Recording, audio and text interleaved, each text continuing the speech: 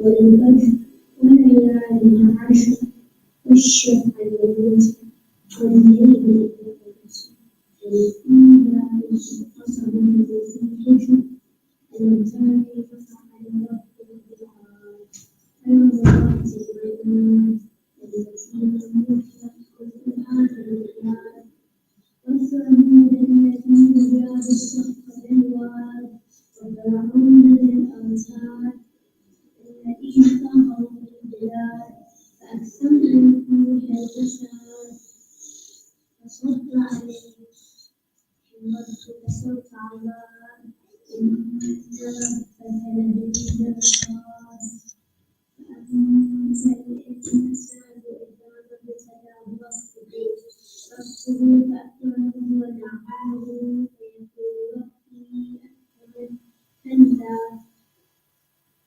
بل لا تكرمون اليتيم ولا تحاضون على طعام المسكين وتأكلون التراث أكلا لما وتحبون المال حبا جما كلا إذا دكت الأرض دكا وجاء ربك والملك صفا صفا وجيء يومئذ بجهنم يومئذ يتذكر الإنسان أنى له الذكرى يقول يا ليتني قدمت لحياتي ويومئذ لا يعذب عذابه أحد ولا يملك وثاقه أحد يا أيتها النفس المطمئنة ارجعي إلى ربك راضية مرضية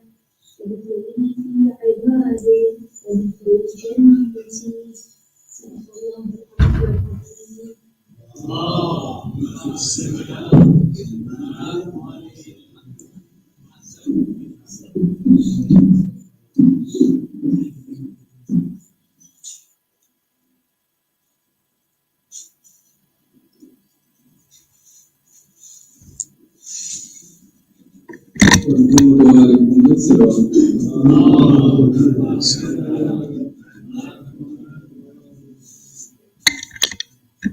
आजा असगर की जगह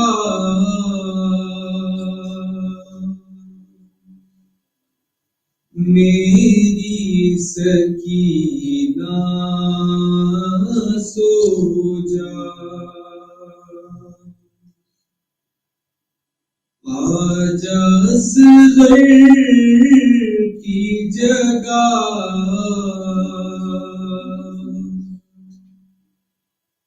मेरी सकीना सो जा जागती माँ ने कहा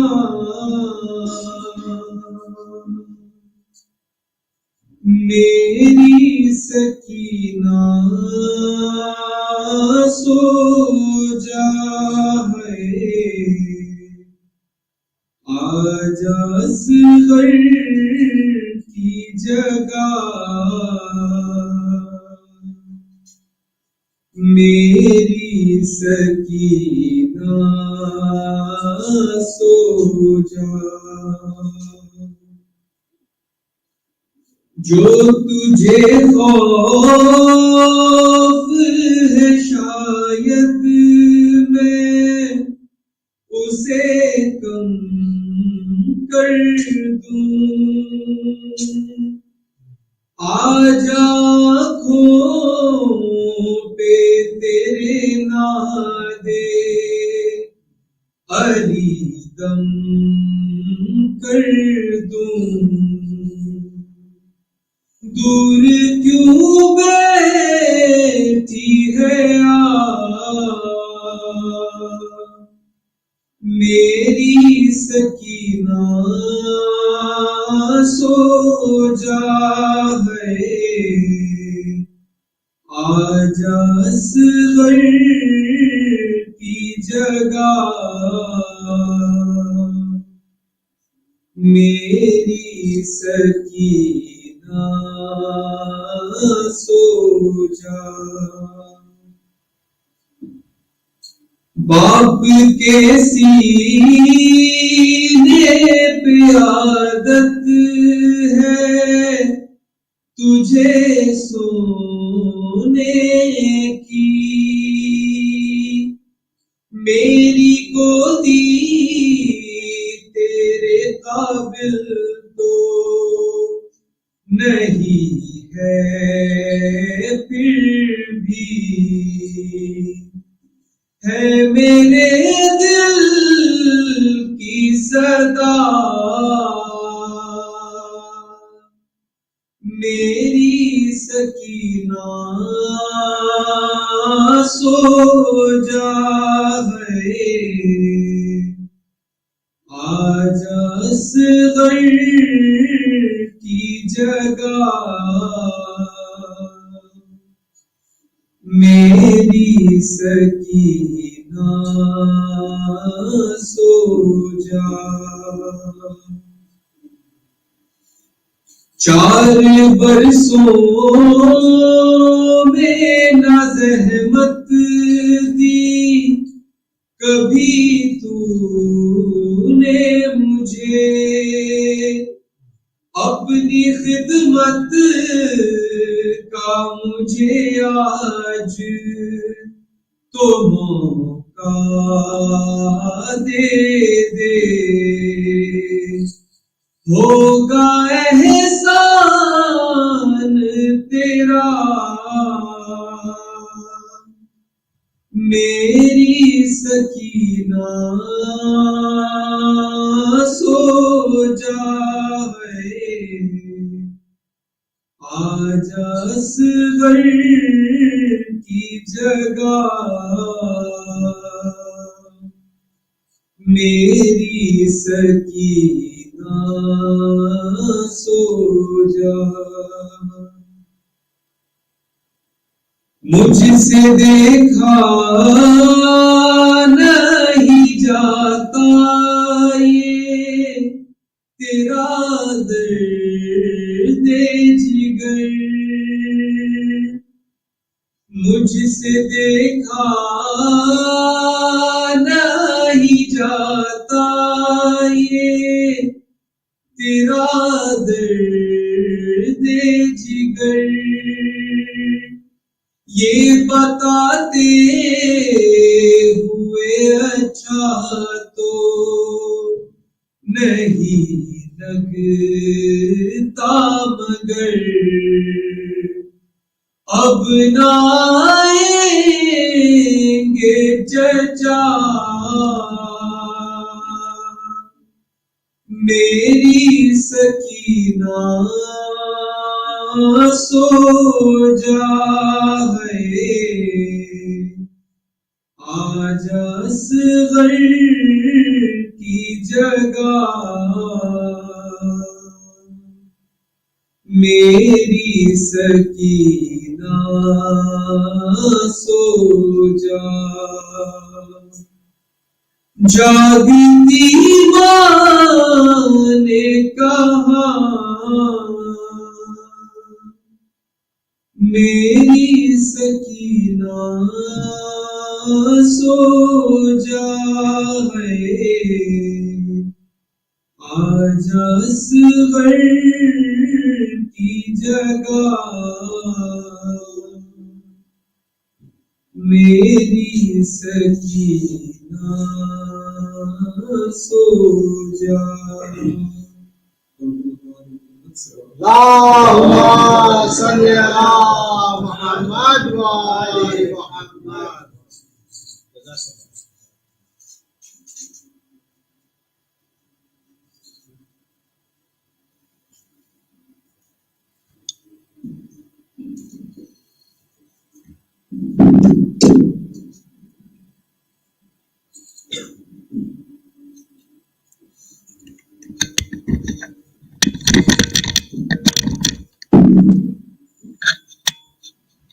Assalamu alaikum wa rahmatullahi wa barakatuh. Thank you for all of those who have completed the Muharram platform.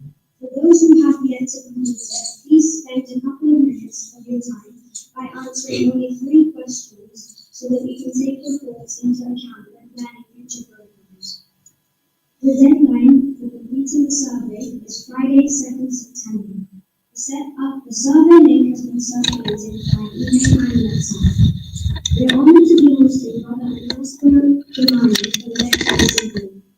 An optometrist by profession and raised in South London, Aliasghar has become well known around the country for delivering Majlis, including a previous Muharram series at Al-Nur Institute in London and a Ramadan series in Leicester.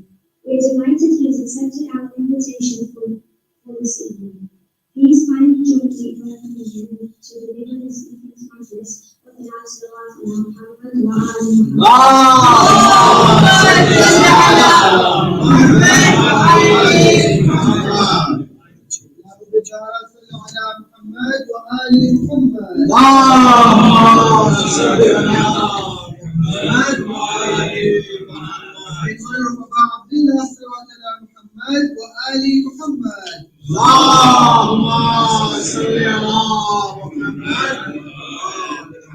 For the courage and safety of Sahib al-Zaman, with the loudest of our voices, Salawat ala Muhammad wa Ali Muhammad. Allahumma salli ala Muhammad wa Ali Muhammad. Surah Mubarak al-Fatiha.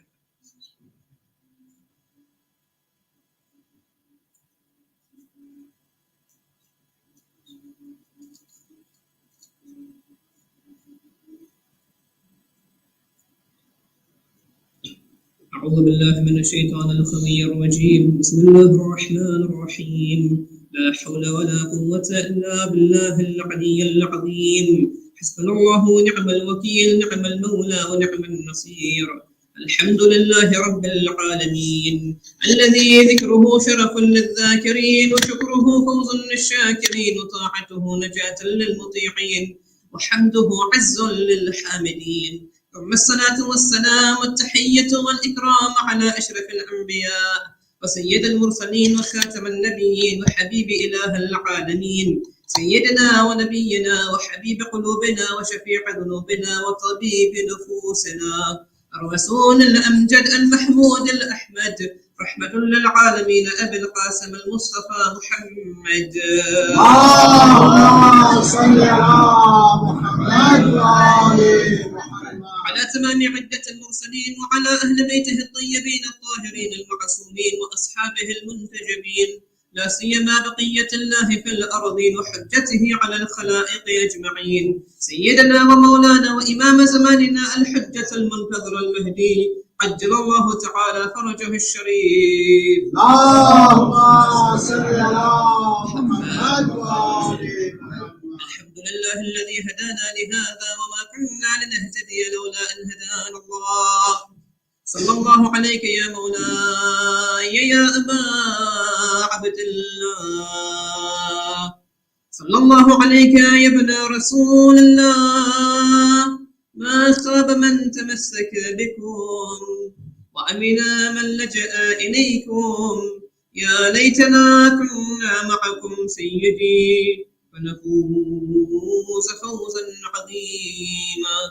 أما بعد، فقد قال الله سبحانه وتعالى في كتابه الكريم وقرآنه المجيد وقوله الحق: أعوذ بالله من الشيطان اللعين الرجيم. بسم الله الرحمن الرحيم. يا أيها الذين آمنوا اصبروا وصابروا ورابطوا واتقوا الله لعلكم تفلحون. آمنا بالله وصدق الله العلي العظيم. اللهم صل على محمد وآل محمد. Respected Sheikh, elders, brothers and sisters, Assalamu alaikum wa rahmatullahi wa barakatuh. One of the most important characteristics we all know in the religion of Islam is the characteristic of sabr. We all grow up hearing about the virtues and the fadilat of the characteristic of sabr, such that it is so normal for us to use the word sabr. It has come into our day-to-day language. Our children are being naughty or they're waiting to eat. We tell them sabr kar. When somebody passes away in the community, we go to them and say, Sabr karju, inna Allah ma'as sabirin. So this word sabr is a word that we're all very well acquainted with, a word that we all know very well. But it's a word that I think we have underused or underunderstood in our societies. When we go to the Quran talks about sabr in a little bit more, with a little bit more than what we talk about sabr. When we talk about sabr, it sounds like a very passive word. Be patient, wait, have patience and wait for things to get better. When we say the word sabr, it comes with a passive meaning. Be patient and wait for something to change. Rather, Islam, when it came with the word sabr, it had a lot more connotation than just this passive meaning of sabr. When we go to the verse of the Quran that I recited at the start, Surah 3, verse 200, the final verse of Surah Al-Imran, Allah Azza wa Jalla, He says, Ya ayyuhal ladhina amanu asbiru, O you who believe, have sabr. Wasabiru. Some Mufassirin come and say this is just extra emphasis on the word sabr. But when we go to the Arabic language, other Mufassirin say no. The way this verb is constructed, it means to compete in sabr. What does Allah mean when He says compete in sabr? Compete in patience? See who can be patient for longer? Is this what Allah Azza wa Jalla is trying to say? Furthermore, this verse, what is the context of this verse? The series of verses on Surah Al-Imran, verses 130 to 200. These verses are all about the Battle of Uhud. So it circles, or it talks around a series about the Battle of Uhud. Therefore, at the end of these series of verses, Allah talks to the mu'mineen who are going out to battle and says, Ya ayyuhal ladhina amanu asbiru wa sabiru. What does Allah mean when He says, have sabr in the battlefield? What does it mean for somebody in the battlefield to have sabr? To be patient? To be patient in the battlefield? That doesn't make any sense. So we see that sabr is a little bit more than just being passively patient and waiting for something to happen. And when we understand this, then we'll begin to understand those narrations of Amir al-Mu'mineen salawatullah wa salamuhu alayhi.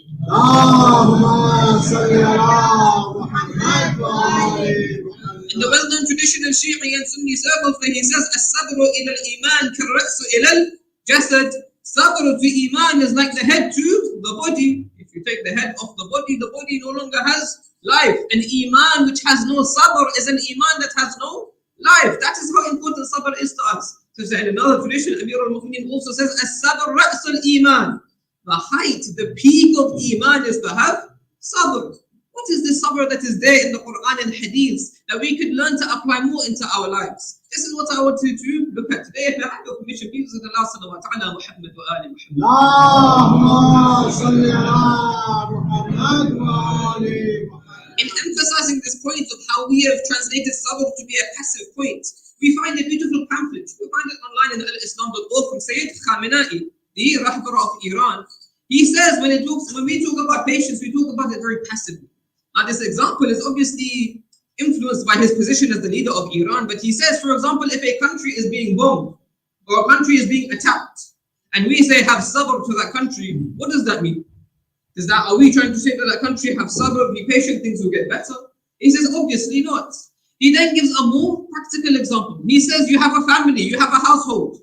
Within that household, there is one individual who is chaotic, one individual who is toxic, one individual who is a headache to everybody else.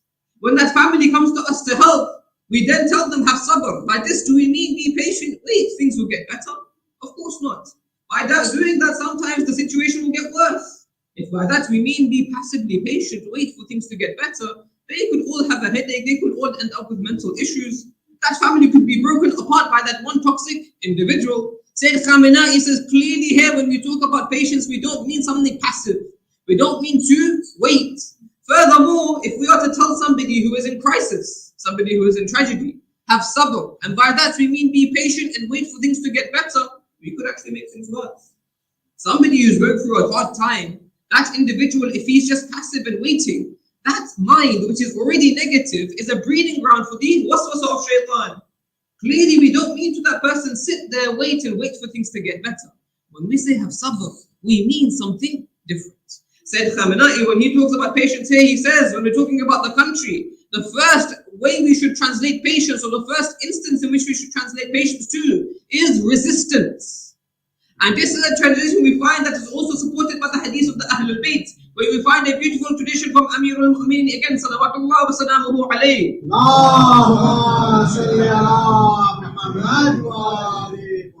Where he says sabr is of 3 levels. And the highest level of sabr is to have resistance against acts of haram, or acts of disobedience towards Allah subhanahu wa ta'ala. Here, Amir al-Mu'mineen supports the translation of sabr as being patient or resistant. But resistant to what? Acts of disobedience to Allah subhanahu wa ta'ala. Why? Because when it comes to being against these desires of ours, when it comes to going against sins, one of the most important things we need is patience. Or sabr rather, I should say, not patience. Because when we say sabr here, what do we mean by sabr? When we struggle against our sins, we are doing exactly that. It's not a case of today I decide I'm not going to perform this sin anymore and we leave it behind forever. We all know that's not the case. When we talk about desires, and this is a reflection I have personally, because I talk about desires quite a lot and going against your desires, I forget sometimes that desire literally means something that you really intensely want.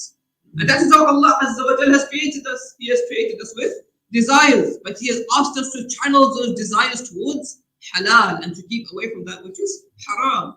Many a times, however, these desires get the better of us. We have a desire to do something the way we want to do it, even though it is haram. We have the desire to watch a haram movie, and we think it is only 2 hours, it's not going to affect us. We have a desire to, for example, go to a haram place with our colleagues or our friends. We know that at that place, alcohol will be served at the table, music will be played loudly, but we go anyway. Why? Because we are unable to struggle against those desires. Here, when Amir al-Mu'mineen says the best form of sabr is to have resistance against your desires, he's teaching us. Sabr is not passive, it is active.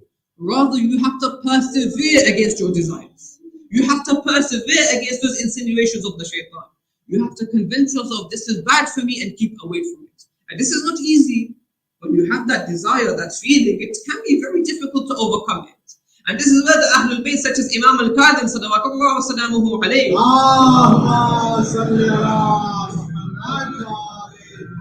when he talks about desires, he says in order to strengthen your aql, when it comes to keeping away from your desires, try and keep away from halal desires. You will be stronger against haram desires. What do we mean? There are many things that we are allowed to do, but we don't need to do. For example, many of us like to eat desserts. We are allowed to have desserts. Imam al-Kadhim says when it comes to that dessert, cut down upon it. Try your best to have little. Now the example that I give, if you've ever heard my lectures, you will hear me give this example a number of times, perhaps because it's personal. Many of us love our chai, and with our chai we love to have some biscuits or some cake or something along the side. Next time you have that, try and cut down. If you have 4 biscuits, try and have 2 next time. You will think in your head, this is easy, I'll go and do it. Trust me, next time you go and do it, it'll be difficult. You'll have 2 biscuits and you'll just be like, oh, it's right there, I feel like having it, I'm still hungry, let me eat. It's not haram, what's stopping me? That simple desire can sometimes be hard to control yourself from. Simple desires like this, Imam al-Kadhim says, keep away from those simple desires. You know, many of us after like marriage and things like that, when you go into your houses, you have to practice this. Your wife says, I want the furniture here, if you want it here. This can bother you. Wallah, if you're praying in that room, the only thing that will be in your mind is, I want that sofa to be here. I can't stand it. It's halal, there's nothing wrong with it. Imam al-Kadhim says, here, practice restraint. When it comes to a halal desire, when you practice restraint against that which is allowed, you will strengthen yourself against that which is haram. And this gives us a principle in the religion of Islam, that starts small and you will be able to tackle that which is bigger. This is where we find a beautiful narration from Imam al-Sajjad salawatullah wa salamuhu alayhi.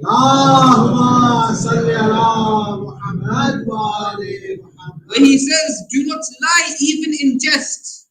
Because when you lie in jest, then you gain the courage to lie for real. In jest, many of us, our joke sometimes, we like to fool somebody or prank somebody. And in doing so, we tell a lie, or we tell a fib. And we think, oh, it's just a white lie, it's just for jokes, it's just for fun. Imam al-Sajjad says this is dangerous, don't do this. Why? Because even though you still understand lying is haram, in your head, lying became something easy. Because you practiced it, and you did it well. If you pulled off the prank, you lied correctly.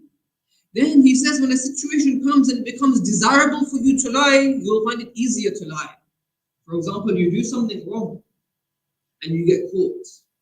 Especially as a young child, you get caught sometimes and you lie. Why? To save your face. You don't want to get caught. You don't want to get in trouble. Many of us go through this, we do something wrong and then we lie and we make up an excuse to try and take ourselves out of the situation. to save our face, save our reputation. Here, we will tell a lie. If we lie for jokes, we will find it very easy to lie in this situation, because the situation arose and it was desirable to lie. But because lying is easy for us, we'll find it very easy to lie in that situation. Whereas if, and on the contrary, if we were to make lying something that we never done, in that situation where we are faced with telling a lie to save our face, we'll find it very difficult to lie. Because lying is something that we're not used to. Not just are we not used to it, we're not good at it. So rather than embarrassing ourselves by lying incorrectly, we will tell the truth. And this is where you get, for example, in Du'a Makaram al-Akhlaq, Imam al-Sajjadi, he says, Oh Allah, وَأَلْبِسْنِي زِينَةَ الْمُتَّقِينَ, give me the beauty of the muttaqeen. Where he says, وَالْقَوْلِ بِالْحَقِّ وَإِنْ عَزْ, allow me to tell the truth even when it is difficult for me. Allow me to tell the truth even if it is against me.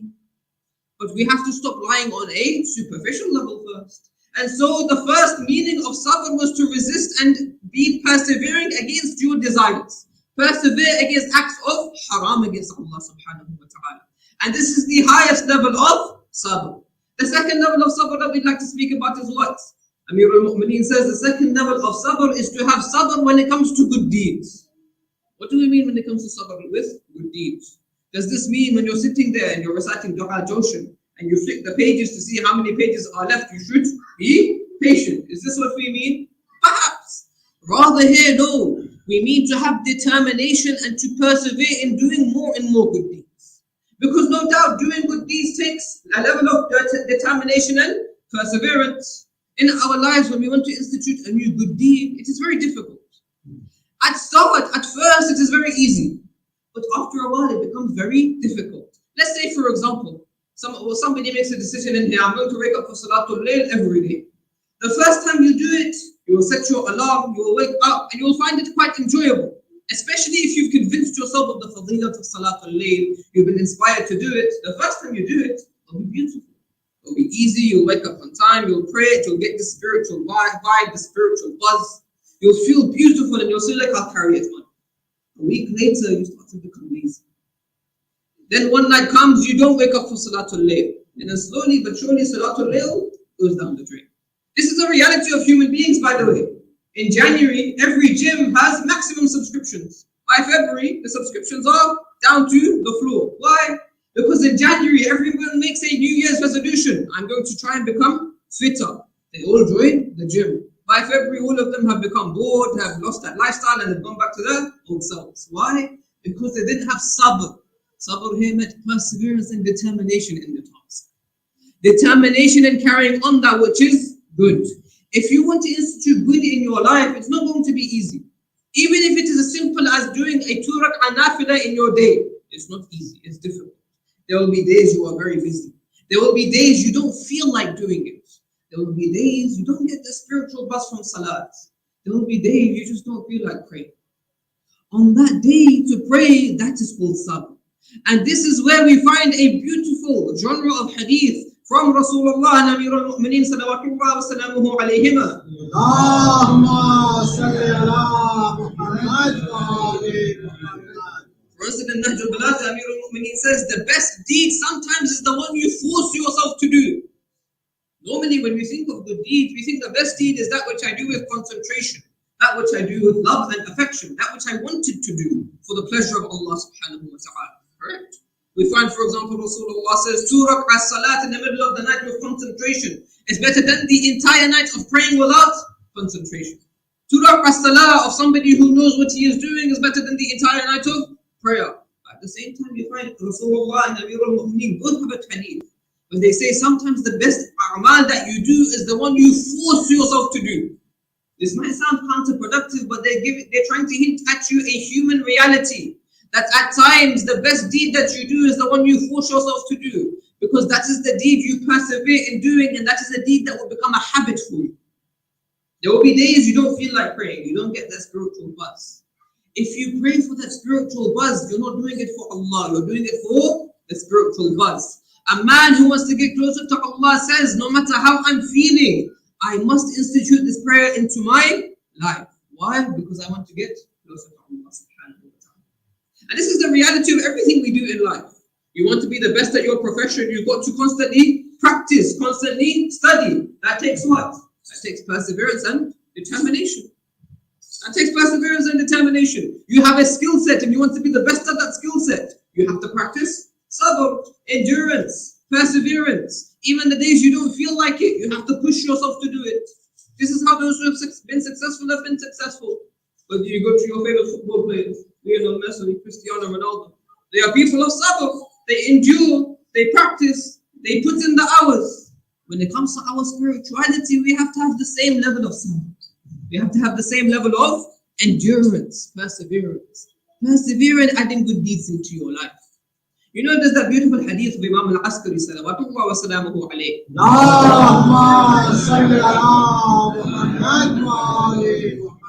There are 5 alamat of a mu'min. Ziyarat al-Arba'in, which is the only time we normally say this hadith. Ziyarat al-Arba'in. To pray on turba, to pray on the earth. To wear a ring on your right hand, to say Bismillah in your prayers, and to recite 51 rak'ah of Salaat a day. 17 wajib, 34 nafil. When it comes to Ziyarat al-Arba'in, we use this hadith, but when it comes to 51 rak'ah, we barely hear this hadith. But this hadith was there to teach us that just as important as it is to go on the Ziyarat of Abi Abdullah al-Hussein, it's important to pray nafila like Abi Abdullah al-Hussein.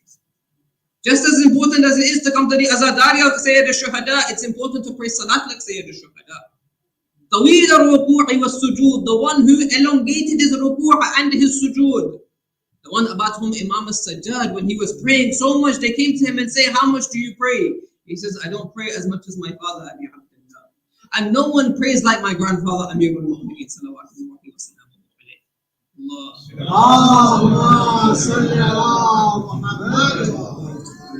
To get to this level, it takes sabr, perseverance and determination. You need to be determined. I'm going to add this good deed into my life, then I'm going to be strict on this. I'm going to persevere with this. Even if I'm tired one day, I'll find the time and I'll make sure I do it. If I forget it one day, perhaps I'll pray qada of it. You know, our ulama say you can pray qada of Salatul Layl. You wake up late, you pray Fajr, pray and pray Salatul Layl afterwards. But be disciplined. Don't lose that discipline when it comes to a good deed. Now here in Arabic there is another word, azm. Azm means determination.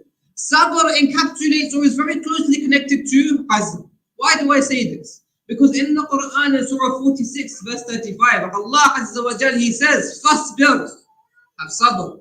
Kama sabara ulil azmi min ar-rusul. Like those who are ulul azm from the prophets had sabr. Ulul azm are those prophets who are who? The 5 prophets. Nabi Nuh, Nabi Ibrahim, Nabi Musa, Nabi Isa, Rasulullah sallallahu alayhi wa alihi wa sallam. Allahumma salli ala Muhammad wa ali Muhammad. This is the only verse in the Quran that mentions the term ulul azm. And we all know these prophets as being prophets of great perseverance and determination. But when Allah wanted to teach us to be like them, He didn't say have azm like them. He says, Fasbir kama sabara ulul azm. Have sabr like those who are ulul azm had sabr. So Rasulullah was the one who about whom Allah said, قُمِ اللَّيْلَ إِلَّا قَلِيلًا. Stand up in the night to pray except a little. Because Rasulullah used to pray so much, Allah had to tell him to pray less. We have to ask ourselves where we are on this ladder of spirituality. Where we are on adding these mustahabbat, these nafilah into our daily affairs. And this is where also another word we can add in here is discipline. Sabr needs to have discipline when it comes to a good deed. Discipline when it comes to not doing a bad deed. You go to bodybuilders, you go to people who have a good physique. They are people of what? Sabr. When it comes to bad food, they stay away from it. When it comes to their exercise routine, they are strict on it. Spiritually, we have to be the same. When it comes to sins, we stay away from it. And when it comes to good deeds, we are strong upon it. By doing this, we will be able to have a spiritual beautiful life. We look at physical bodies and we become enamored. Allah wanted us to have a spiritually good body. This is what we wanted to build. The second level of sabr was sabr in good deeds. To have perseverance in practicing good in your lives. This is the sabr that Islam wanted to talk about. The final level of sabr is what? Sabr at times of tribulations and tragedies. Now it's interesting, when we think about sabr, the main time we think of it is in trials and tribulations. Yet Amir al-Mu'mineen, the greatest level of sabr for him was what? Against Maharram Allah, against disobeying Allah. as if he is already hinting that if you have sabr in these two, in acts of haram and in acts of halal, if you establish that connection with Allah subhanahu wa ta'ala, then sabr in times of trials and tribulations is much less difficult than before. And this is truly what we are taught from the Ahlul Bayt, to have sabr at the times of trials and tribulations. But how did they teach us to have sabr at these times? To have tawakkul upon Allah subhanahu wa ta'ala. And to have something which is extremely important, which is husnul dhanni billah, a good opinion of Allah subhanahu wa ta'ala. This topic, husnul dhanni billah, we could do an entire lecture upon. But to briefly go into this, husnul dhanni billah means to always be positive, knowing that Allah Azza wa Jalla is there for you at your times of trials and tribulations. And sometimes this is the hardest thing to remember at the time of trials and tribulations. At the time of tragedy or crisis, sometimes we are asking, Ya Allah, where are you? Ya Allah, why are you not helping me? Ya Allah, why is this happening to me? We start to become negative. The Ahlul Bayt flip this. They are the complete opposite of this. You find Sayyid al-Shuhada, salawatullahi wa salamuhu alayhi. Allahumma salli ala Muhammad. On the 10th of Muharram, on the plains of Karbala, in one of the most difficult moments at the time of Ashura, one of the most difficult moments of that day, all of his companions have already been martyred. His family members have been martyred. He's given his final farewell, and then the mother tells him that my 6-month-old baby is thirsty. Imam al-Hussein takes this 6-month-old to the battlefield and says, if you have an enmity with me, surely this 6-month-old has done nothing to you. The Messiah still hasn't come, but inshallah. The 6-month-old baby has done nothing to you. He is holding the 6-month-old in his arm, and you all know the story. They shoot a 3-pronged arrow through the neck of the 6-month-old baby. He's holding this lifeless 6-month-old baby in his arms. But he says something baffling. He says, this tragedy has been made easy for me to know that Allah is watching. Allah. At times of trials and tribulations, we say, Ya Allah, you're watching. Why are you not doing anything? Yet Imam al-Hussein is holding a lifeless 6-month-old baby in his arms. His own son has been martyred in his own arms after all the 2 ordeals he had been through. And he looks up to the sky and says, Ya Allah, the fact that you're watching at this time gives me strength. Look at the husn al-dhann of Abi Abdullah. Look at how it gives him strength on the 10th of Muharram. No matter how hard the trials got, the fact that Allah is watching gives me strength at this time. This is what we call a positive opinion of Allah subhanahu wa ta'ala. To know that the fact that Allah is watching means that all I can do is try my best. The rest is in the hands of Allah Azza wa Jalla. All I can do is keep trying. As long as I am keeping trying, then everything that happens around me, I can trust that Allah knows what is best for me. And this is what we learn from Sayyida Zainab, salawatullahi wa salamuhu alayha. Allahumma salli ala Muhammad. And all of the Anbiya for that matter as well. You go to the Anbiya, you go to, for example, Nabi Musa alayhi salam, in the Quran, the famous story, they are going towards they are running away from the people of Pharaoh. They approach the river. The river is flowing in front of them. The people of Musa say what? Inna lamudrakun. We are going to be drowned. What does Musa alayhi salam? Qala kalla. Surely not. Inna ma'iya rabbi. Surely my Lord is with me. He will guide me. And at that point in time, he hits his staff onto the floor. The river parts for him. Look at the personal one of Musa. He doesn't at that point in time hesitate. He doesn't at that point in time say, maybe Allah will do something for us. He says, Qala kalla. With absolute surety and absolute yaqeen, no chance. My Lord is with me. He will guide me. You go to Ibrahim alayhi salam. He is going to be catapulted into the fire. Jibreel comes to him at this time and says, do you need any help? He says, I may need some help, but not from you, from my Lord. He's being catapulted into a fire. He's being thrown face first into a fire. Yet his conviction in Allah is so much, he says, I know my Lord will help me at this time. I do not even need help from you, O Jibreel. We, at times of trials and tribulations, sometimes we seek help in haram ways. Sometimes a haram job offer comes to us and we take it.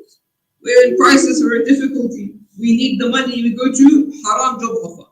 Yet Ibrahim, he's being thrown into a fire. Jibreel comes to help him and he says, no, my Lord will help. The best story I like to recount when it comes to sabr and having tawakkul and husn al-dhan is the story of Hajar alayhi salam, the wife of Nabi Ibrahim. Nabi Ibrahim, he says to Allah, Ya Allah, I leave my wife and my child. You can find this in Surah 14, verse about 37. I leave my wife and my child. في واد غير ذي زرع عند بيتك المحرم. I leave them in a barren valley near your house. ربنا ليقيموا الصلاة, so that they can uphold prayer. فَجْعَلْ أَفْئِدَةَ النَّاسِ أَهْوِي إِلَيْهِمْ. Make the hearts of people turn towards them. وَرَزُقْهُمْ مِنَ الثَّمَرَاتِ, and give them of fruits. Nabi Ibrahim leaves Hajar and Ibrahim, his son, in a valley where it is barren. There's nothing there. But they are next to the house of Allah Azza wa Jal. He leaves them, he goes. Hajar is with Ismail. She has no water for this baby. What does Hajar do at this time? Does she do nothing? No. She runs left and right looking for water. If anything, where did the water come from? It came from where she was standing in the first place. She was standing in the middle, and Ismail hit his foot onto the floor and the water came springing out. Yet, would that water have come out had Hajar not run left and right? Perhaps not. Because Allah Azza wa Jal wants us to try first and then He will give us victory. Which is why there is a beautiful hadith from Amir al-Mu'mineen salawatullah wa salamuhu alayhi.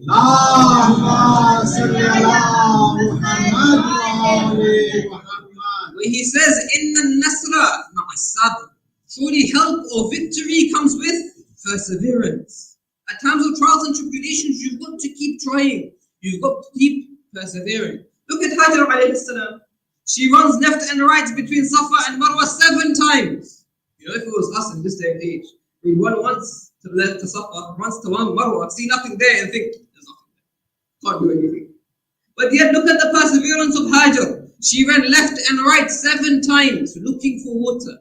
Never did she give up hope. Never did she give up her sabr. Never did she lose her determination and give up hope. She ran 7 times between 2 mountains where she could see no water. And Allah gave her water from where she was standing in the first place. Many of you may have had this sort of example in your life. You're going through a trial or a difficulty. You have no solution to the problem. You go all over the place looking for a solution, and you find your solution in the most random location. You find your solution from the most random person. You did not even imagine the solution would come. But Allah granted you that solution. But that solution comes when you have sabr. Not just you wait for things to get better. No, you persevere in trying to make things better. And this is where there's an interesting genre of hadith you find, especially from Amir al-Mu'mineen, salawatullahi wa salamuhu alayhi.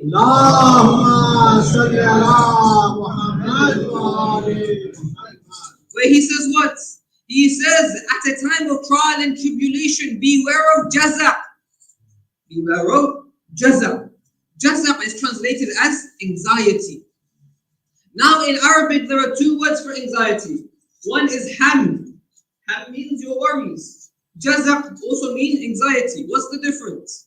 Ham is the natural feeling of worry and anxiety.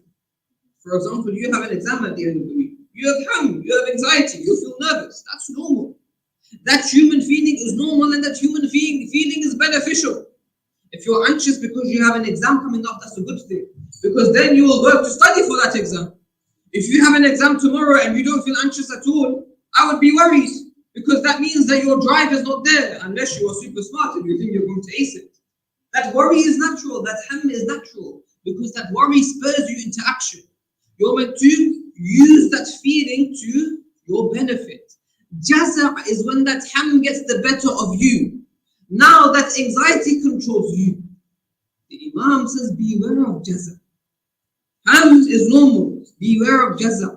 And you find in the Furur al-Hikam or in Nahj al-Balagh, Amir al-Mu'mineen has traditions where he says, at the time of trials and tribulations, for the one who has sabr, he has 1 trial. The trial that he is facing. For the one who has jaza', he has 2 trials. The trial that he is facing and the trial of jaza', the trial of his anxiety. Because that anxiety is very difficult. That anxiety actually makes things worse for you. That anxiety which overcomes you, which you let to overcome you. Especially when you procrastinate. Tasweef in Arabic. Our Imams say, don't procrastinate at the time of trials and tribulations. Don't just wait there and wait for things to get better. You know, many students, they have a deadline coming up, but they procrastinate. They don't know what to do to work towards that. The Imam says this makes things worse for you. Always have sabr, endurance and perseverance. Be disciplined and determined in trying to make your matters better. Then that ham will not overcome you. You will be in control of that ham. That ham is natural. You'll always feel worried. Difficulties are made difficulties because they are difficult. They're not going to become easy. And nor do we come here and say that your life is ever meant to be easy. Whether you're theist or atheist, whether you're religious or not religious, whether you're spiritual or not spiritual. Everyone knows that the law of this dunya is you're going to go through trials and tribulation. Everyone knows that difficulties are going to come. Even those people who try to enjoy their life as much as possible, even they have trials and tribulation. Because half of their trials come from the enjoyments that they perform. The alcohol that they drink gives them a hangover the next day that sometimes gives them a headache that lasts days. Sometimes they then go into health issues. This is another trial they have to perform. So people that try to enjoy life to their maximum, they still have to go through trials. The law of this dunya is trials. But what makes it easy or less difficult for us is to have sabr, to keep persevering at this time, to keep enduring at this time, and to keep going at this time. And this is what we learn from Sayyida Zainab. Jabal al-Sabr, the one who is known as the mountain of sabr. Sayyida Zainab, no matter how difficult things were getting for her, did she ever sit down and not try to make the matters better for herself? Did she just give up and say, now I am a captive, let things happen to me, I can't do anything about it? No. Rather, when we remember Sayyida Zainab, we always, with pride, remember how she gave those sermons in Kufa and Sham. How she lambasted the people for overlooking their rights. How she even told Yazid, you can try your best to get rid of our remembrance, but our remembrance will never be forgotten. This is Sayyida Zainab. Things are hard for her. She went through the hardest tragedies. Yet did she ever sit down and just let things happen? No. She had sabr. She kept active during those times of difficulty. But more importantly, she had husn al-dhan in Allah subhanahu wa ta'ala. This is why when Ubaydullah ibn Ziyad al-La'in came to her and he said, Oh Zainab, oh lady, what do you think about what Allah has done to your family members? What did she say? If you think about it, she's been through the worst tragedies that we can think of. Yet she says in the amr of Allah, مَا رَأِيتُ إِلَّا جَمِيلًا. When it comes to what Allah has done to our family, I see nothing but beauty. The scholars say here, had Ibn Ziyad said, what do you think about what we have done to your family? She would have said something completely different. She would have said what you did was disgusting. What you did was grotesque. But when you asked about Allah, Allah does nothing but beauty with us. Whether the beauty be that from their sacrifice, this religion was saved. From their sacrifice, this religion became alive again. From their sacrifice, we gain life today. Then there was a beauty in it. If Allah desired for them to go through all of these trials, but there was a higher meaning by those trials, then so be it. This is why Imam al-Hussein on the plains of Muharram, he even said at one point in time, if the deen of Muhammad cannot survive except through my death, then all sorts come and take me. I will give everything. If Allah wants to see me sacrifice so that this religion can be saved, I am satisfied with the decree of Allah Azza wa Jalla. This is why in another interpretation of sabr, Amir al-Mu'minin says, as-sabr ar-rida. Sabr is to be satisfied with the decree of Allah subhanahu wa ta'ala. And if I can leave you with one gift, this is the gift that when we do Safa and Marwa today, when we run between Safa and Marwa, you will find when you go to Hajj, there is one dua that is recommended. Allahumma rzuqni al-husna al-dhanni bika fi kulli hal. Oh Allah, grant me a good opinion of you in every situation. وَصِدْقَ النِّيَّةِ فِي التَّوَكُّلِ عَلَيْهِ. And a sincere intention in trusting you and having tawakkul. Oh Allah, give me husn al-dhan. Let me have a good opinion of you in every situation of my life. And allow me to have a sincere intention when it comes to trusting you. And this is now when we will understand, when we see how sabr is, how we're meant to have sabr in every situation, we will understand sabr is not just a characteristic that we're meant to perform sometimes. Sabr is meant to be part of our being. Sabr is not just a characteristic, sometimes I have sabr, sometimes I don't. No. Sabr is meant to be part and parcel of my being. This is why when Rasulullah asked Jibreel in Ma'ani al-Akhbar in Tafsir Nur al-Thaqalain, this tradition is there. He said, Oh Jibreel, what is sabr? He said to Rasulullah that sabr is to have sabr at times of difficulties in the same way you have sabr at times of ease. To have sabr in wealth in the same way you have sabr in poverty. Why? Because even when you have wealth, you're meant to have sabr. You're meant to be persevering. Because even when you have wealth, that is a trial for you. You're meant to be persevering to use your wealth in the correct manner. And if you are poor, you are meant to have sabr in trying to rectify your situation. If you're happy at this moment in time, you're meant to have sabr to make sure you don't perform any sins. And if you're in a difficult situation, you're meant to have sabr. Persevere in rectifying your situation. Sabr is not something that you only have at hard times. No. Sabr is something that is a state for a mu'min. This is when we say, Inna Allaha ma'as sabirin. Those who are eternally patient, eternally persevering, eternally in sabr. This is sabr. This is the sabr that we wish to have. A sabr that would lead us to be like Jabal al-Sabr, Sayyidah Zainab, who even on Shuhada-e-Karbala, Imam al-Sajjad narrates, I saw her praying Salaat al-Layl while sitting down. We make excuses for even Fajr at times. Yet, despite how many tragedies he had been through on that day, Sayyidah Zainab on the night of Shuhada-e-Karbala sits down and prays Salaat al-Layl. Because she knows that this salat is important for her determination, important for her sabr, important for her holding fast towards Allah subhanahu wa ta'ala. We take inspiration from Sayyidah Zainab. And this Sayyidah Zainab, she is called al-Masab. And how many musibahs did she have to go through in her life? Sayyidah Zainab from a young age had to go through nothing but musibah. As a young infant, she went through the musibah of seeing her grandfather pass away. And no doubt how hard it is to lose a grandfather like Rasulullah. Then as she was growing just a little bit older, a few months later, she lost her mother Al-Zahra. Now any young daughter who loses their mother at a young age is difficult. How was it then for Sayyidah Zainab who would see her mother tortured in that manner? Her mother who was told, cry in the daytime so we can sleep at night, or cry in the nighttime so we can sleep in the day. A mother who she saw, they would come out, circle outside her house. They would circle outside her house and threaten her. Imagine seeing your mother threatened at home. According to some narrations, they would put fire to the house of Sayyidah Zahra. Imagine a young Zainab had to see her mother threatened in such a manner, and she had to see her own house put on fire. The Zainab al-Kubra, as she was growing older, she would see the oppression of Amir al-Mu'mineen, her father. And later on, she would see her father, Amir al-Mu'mineen, with the effects of poison pass away. Then she would see her brother, Imam al-Hassan, die with the effects of poison. But what breaks our heart is when Amir al-Mu'mineen was passing away, according to the traditions, when he was struck on the head and he was taken back to his house. According to the narrations, Imam al-Hassan would have one of his arms, and Imam al-Hussein would be supporting the other of his shoulders, taking him back to the house. As they approached the house, Amir al-Mu'mineen would say, "Oh my sons, make me stand straight." They would say, "Why do you want to stand straight? Oh my father, you are weak, you cannot stand straight." He would say, "I don't want Zainab to see me like this, and I can see Zainab approaching the door." When Imam al-Hassan, according to narrations, vomited out his liver, he said to Imam al-Hussein, "Oh Hussein, hide this tray." Imam al-Hussein said, "Why do you want me to hide this tray?" He said, "Because I see Zainab at the door, I do not want her to see me vomit out my liver."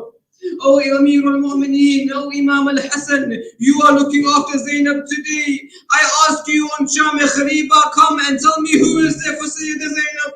She looks to the left, there is no Abbas. She looks to the right, there is no Akbar. She has seen Sayyidah Shuhada martyred in front of her eyes. And this is only the start of the tragedies of Sayyidah Zainab. On Shuhada-e-Karbala, she is yet to see Sakina bint al-Hussein's earrings pulled from her ears. She is yet to see Sakina bint al-Hussein slapped. She is yet to see Fatima bint al-Hussein slapped, and she is turned unconscious. She is yet to have her hijab snatched from her head. She is yet to see the tent put on fire and see the woman running back and forth. She is yet to go through the streets of Kufa and Sham, where the narrations say hot water was thrown on them, rocks were thrown at them. She is yet to come back to Medina, and she is yet to come back. And how did she come back towards Medina? The narrations say when she finally comes back to Medina, she knocks on the door. She knocks on the door, and Abdullah ibn Ja'far, her husband, opens. He opens and he says, "Oh, old woman, how can I help you?" Sayyidah Zainab says, "Oh my husband, do you not recognize your wife Zainab?" He says, "Oh Zainab, what has happened to you? When you left, your back was not broken and your hair was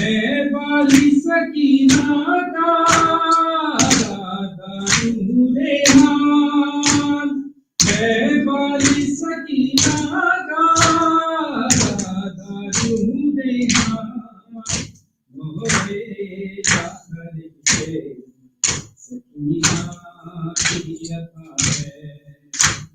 क्या कब्र का मंजर है, उजाला ना हवा है, जिंदा है सकीना है, अंधेरा है जफा है, जिंदा है सकीना है, अंधेरा है जफा है।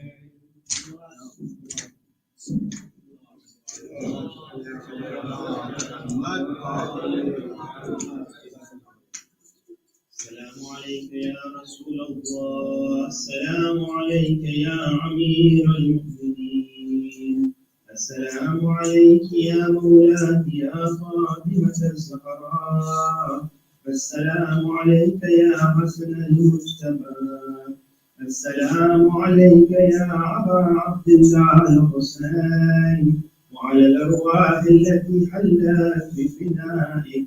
عليك مني سلام الله أبدا ما بقيت وبقي الليل والنهار، ولا جعل الله آخر العهد مني لزيارتكم. السلام على الحسين وعلى علي بن الحسين وعلى أولاد الحسين وعلى أصحاب الحسين.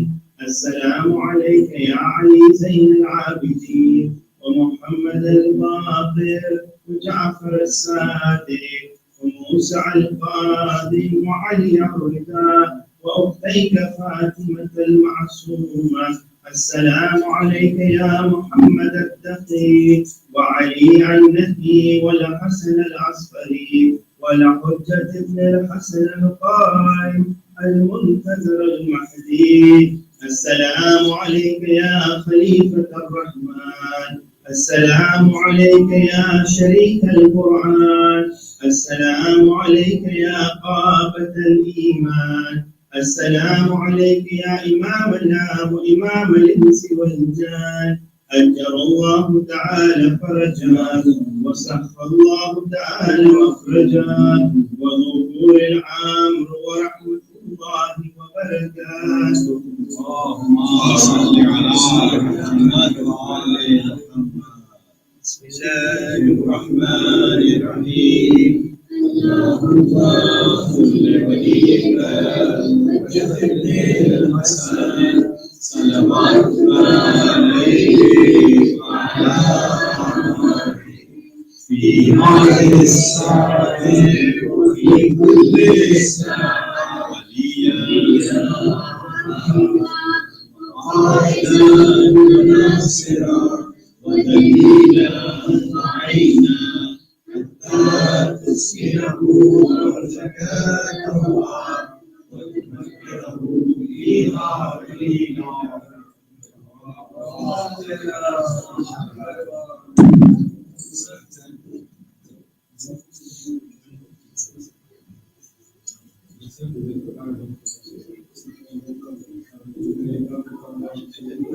Thank you.